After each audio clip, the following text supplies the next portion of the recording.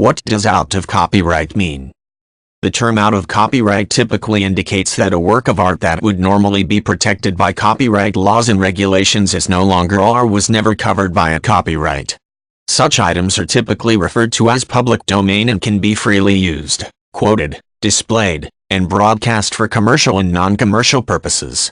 It is important to note, however, that though the text in a book may no longer be protected by copyright, a specific volume of work may be protected as a physical work. The time it takes for a work to be out of copyright depends on the nature of the work and the country in which it was created, though 70 years after the death of the copyright holder is a common time frame. Once a work of art or other creation is out of copyright, then it is no longer protected by copyright laws and is considered a work of the public domain. This is typically the case for many older works of art, such as plays, and literature written hundreds or thousands of years ago. A piece of artwork that is part of the public domain can be used freely by others. Derivative works can be created from it without infringing on an existing copyright, and it can be performed or displayed publicly. The laws regarding a work that is out of copyright are somewhat complicated, however, so care should be taken by anyone wishing to use an older work of art or literature. A book that was written hundreds of years ago is typically out of copyright and exists as public domain that can be freely used.